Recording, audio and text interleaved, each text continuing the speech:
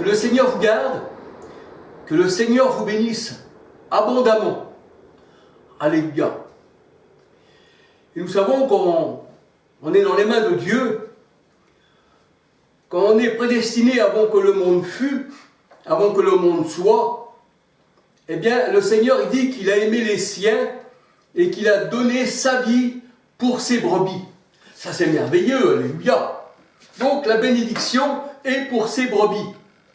Et la malédiction, eh bien c'est pour les boucs. C'est pour ça que le Seigneur a dit qu'il mettra les boucs à sa gauche et les brebis à sa droite. Donc nous voyons que le Seigneur est venu avec l'épée, qui est sa parole, l'épée de la parole, et il a divisé le monde. Il a séparé, la parole de Dieu nous dit, les ténèbres d'avec la lumière. Alléluia, gloire à son nom. Alors ce soir, j'aurais voulu vous parler de l'envoyé de l'Éternel. L'envoyé de l'Éternel. Et comme on dit, envoyé par l'Éternel, ça veut dire l'ange. L'ange envoyé de l'Éternel, puisque le mot ange veut dire envoyé, veut dire messager.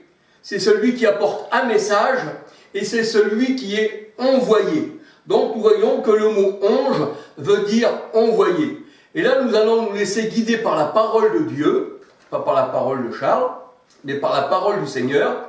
Et nous allons examiner les Écritures quand Jésus dit dans sa parole, voici, le Père m'a envoyé. Alors on va voir ce que signifie envoyer. Alléluia.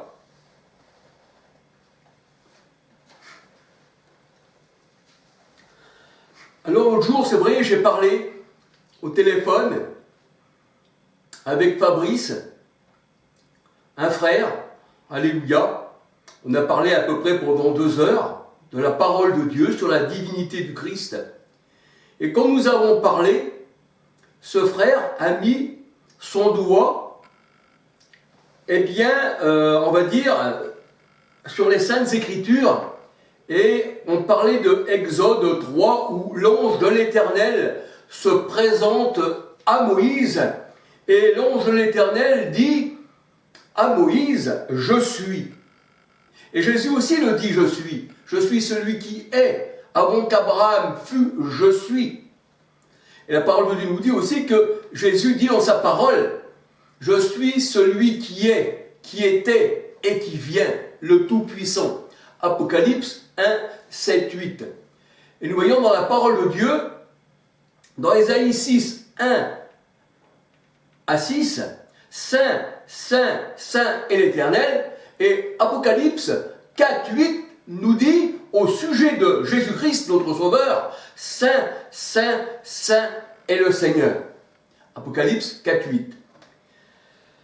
Alors c'est vrai qu'on parlait de la divinité du Seigneur, et tout en parlant, on est arrivé à un point où on se demandait qui c'est qu'avait envoyé l'ange de l'Éternel à Moïse, puisque le mot ange veut dire envoyé. Et là, la parole de Dieu, elle dit que, l'ange de l'Éternel se présenta dans un buisson ardent, le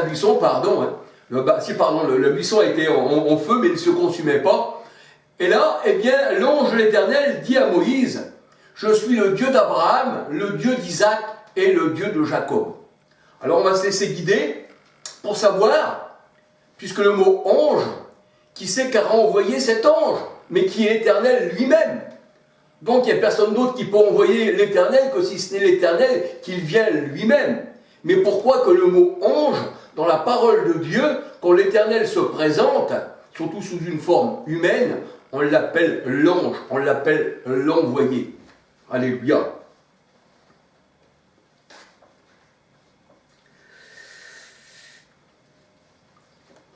Et il est vrai qu'il est bien de s'entretenir. Seigneur, il dit, instruisez-vous les uns les autres.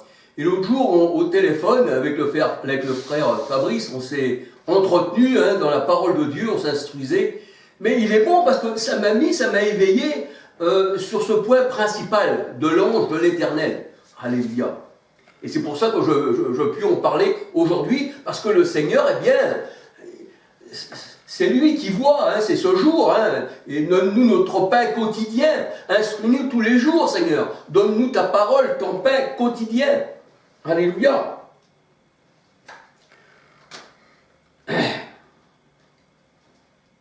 Alors il est vrai que beaucoup de personnes disent que le Seigneur, parce que comme on dit Seigneur, il n'y a qu'un seul Seigneur, et la parole de Dieu nous dit, Éphésiens 4,6, il n'y a qu'un seul Seigneur, un seul Dieu en tous et parmi tous, au-dessus de tous et autour de tous.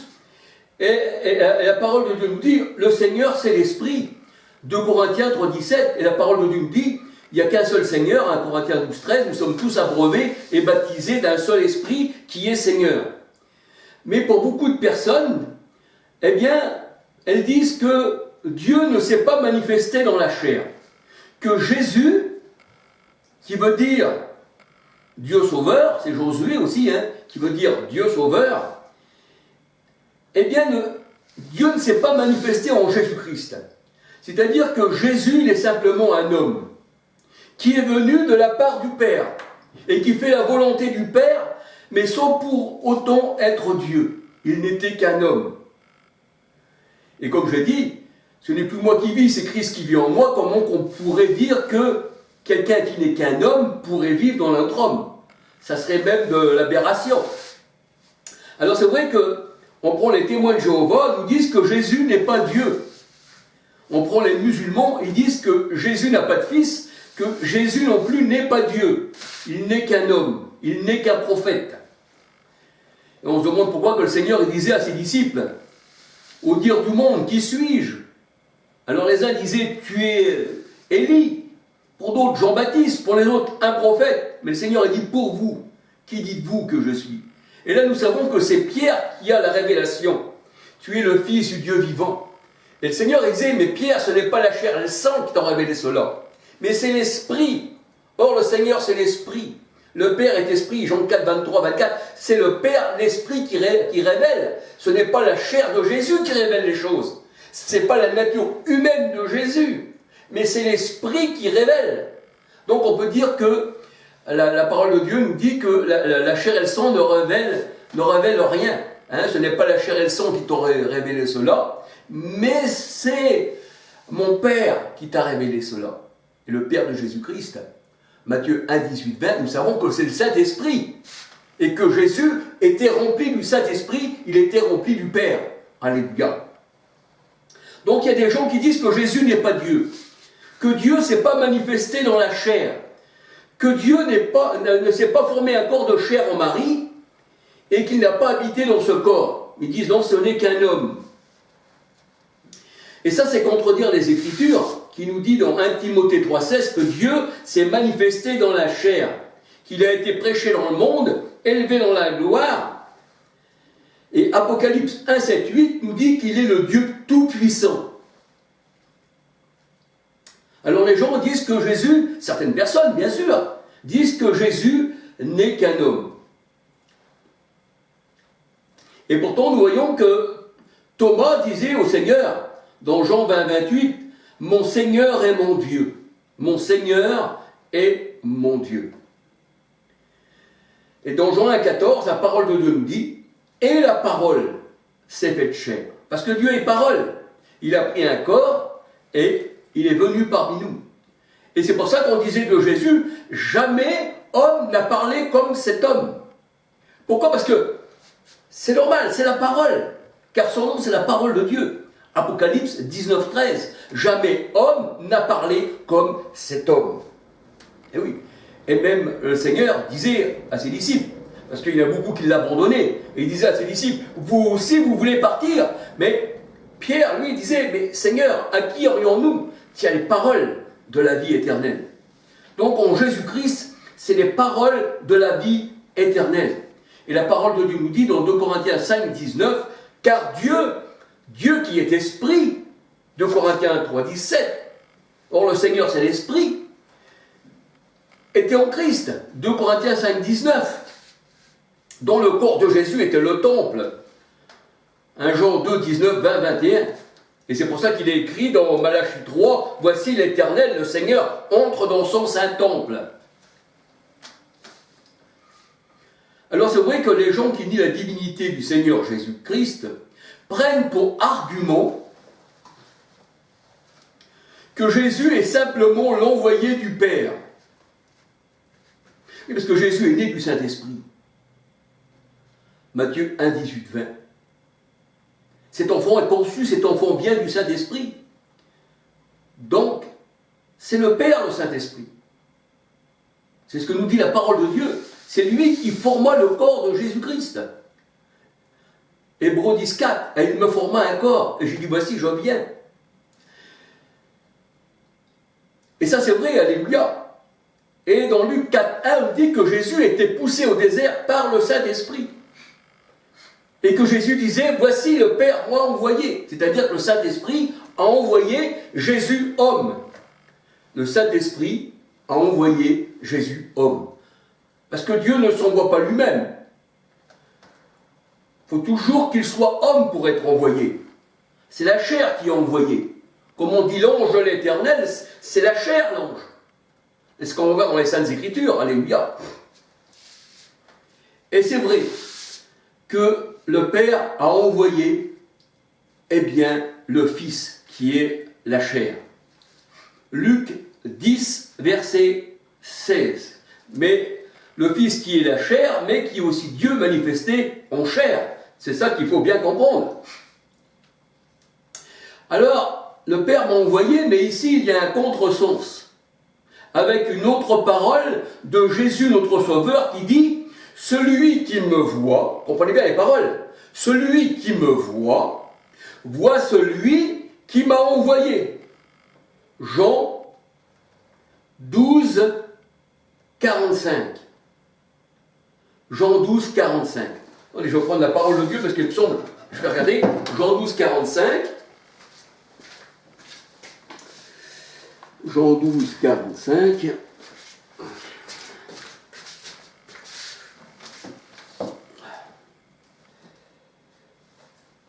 Alléluia, pour la gloire du Seigneur, toujours, hein.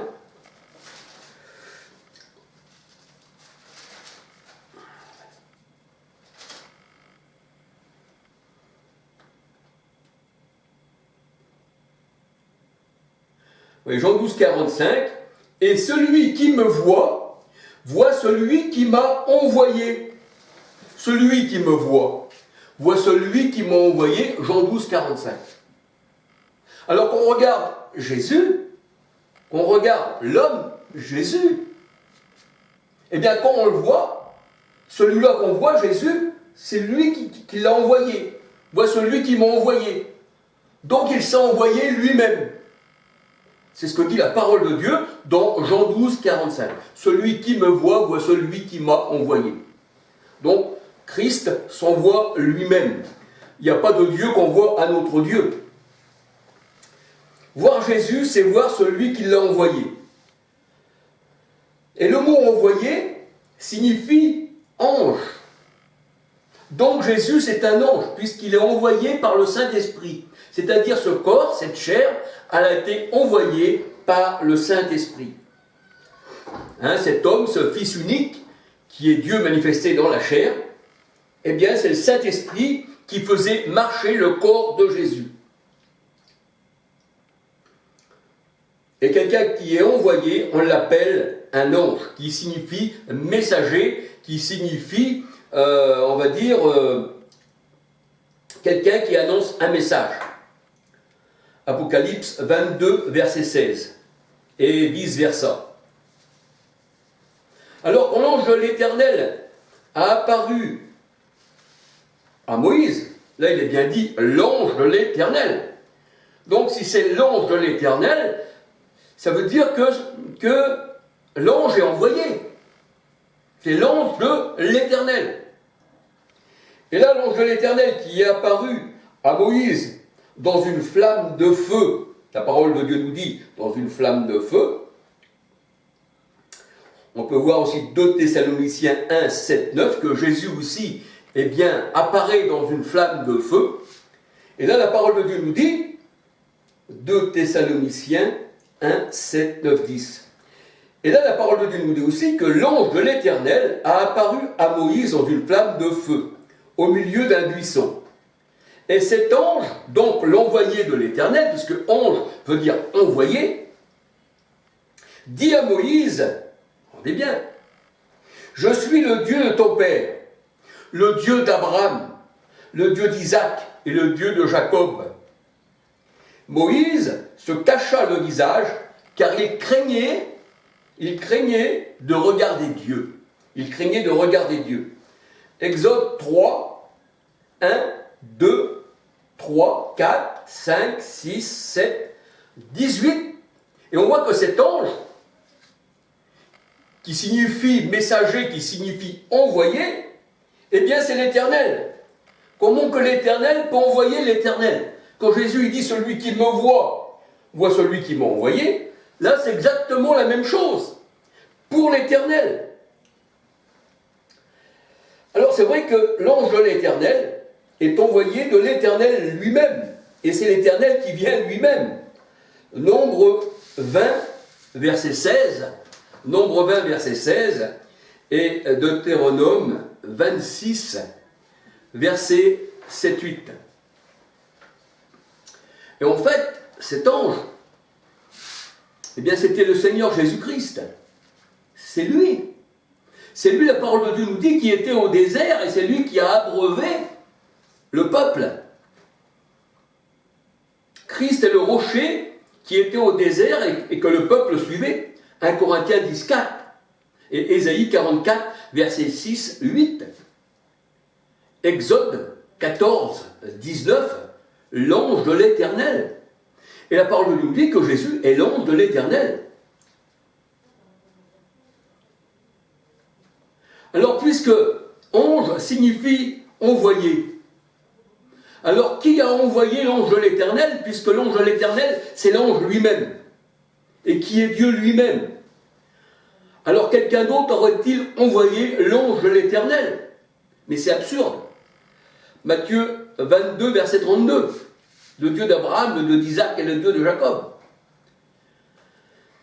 Dieu lui-même, dans la personne de Jésus, était pleinement présent parmi les hommes. Parce que Jésus, qui signifie Dieu sauveur, Matthieu 1, 21, et qui aussi, Jésus est Emmanuel, Dieu parmi nous, Matthieu 1, 23, eh bien Jésus était aussi l'ange de l'Éternel.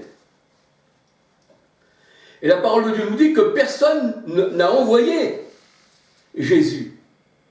Personne. La parole de Dieu, elle dit, dans Ésaïe 35, versets 4, 5, 6, Ésaïe 35, versets 4, 5, 6, « Voici votre Dieu viendra lui-même, et il vous sauvera. » Il viendra lui-même. Personne ne l'a envoyé. Il vient lui-même et il vous sauvera. Ésaïe 35, versets 4, 5, 6. Et le boiteux, eh bien, sautera comme une gazelle. Celui qui est aveugle verra et le sourd entendra. Et c'est ce que le Seigneur Jésus-Christ a fait exactement. Dans Matthieu 15, verset 30, 31, il est venu lui-même l'Éternel, dans la personne du Christ.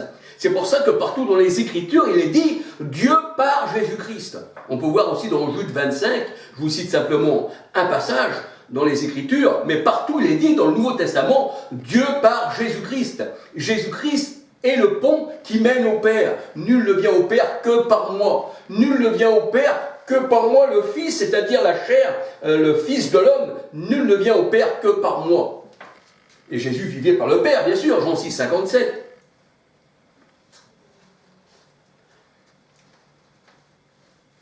On appelle l'ange de l'Éternel, eh bien c'est à chaque fois qu'il prend une nature semblable aux hommes. Il prend une nature semblable aux hommes, il prend une nature humaine. Et il est envoyé comme une image. À chaque fois, on dit c'est l'image, une représentation de l'Éternel, quand on voit l'ange de l'Éternel. C'est ce que voyait Moïse dans Nombre 12, verset 8. La parole de Dieu nous dit, il voyait une représentation de l'Éternel. Un peu comme le Seigneur Jésus-Christ. Eh bien, il est la représentation du Père en tant qu'homme. Il est l'ange de l'Éternel en tant qu'homme. Mais en tant que Dieu, il vient lui-même. Et il est vrai que Jésus est l'ange de l'Éternel. Dans Galates 4, verset 14. Et le corps de Jésus, il est le temple de l'Éternel. Jean 2, 19, 20, 21. Car Dieu était en Christ, 2 Corinthiens 5, 19. Jésus, la parole de Dieu nous dit, eh bien, il est l'image du Dieu invisible. Parce que nul ne peut voir Dieu et vivre. C'est pour ça aussi qu'il s'est présenté dans Nombre 12, 8, il s'est présenté à Moïse. Il s'est présenté à Moïse, eh bien, dans l'ange de l'Éternel, dans le messager de l'Éternel, parce qu'il était revêtu, eh bien, comme un homme. Jésus est l'image du Dieu invisible. Colossiens 1, verset 15. Colossiens 1, verset 15. Il est le Père dans un corps de chair. 1 Timothée 3, 16. Et sans contredit, il ne faut pas contredire, le mystère de la piété est grand, Dieu a été manifesté dans la chair. Jean 14, 7 à 10. Et c'est pour ça que le Seigneur disait, eh bien, à Philippe, il y a si longtemps que tu es avec moi, Philippe, tu ne m'as jamais connu. Celui qui m'a vu a vu le Père. Et oui, et celui qui me voit celui qui m'a envoyé. Tout ça, ça veut dire que c'est un seul. Jean 10, 30, moi le Père un seul, et celui qui a le Fils a aussi le Père. 1 Jean 2, 23, 24. Et pour connaître le Père et le Fils, il nous faut une révélation. C'est pas simplement dire Jésus n'est pas Dieu. Qui connaît le Père si ce n'est le Fils et que le Fils veut le révéler. Matthieu 11.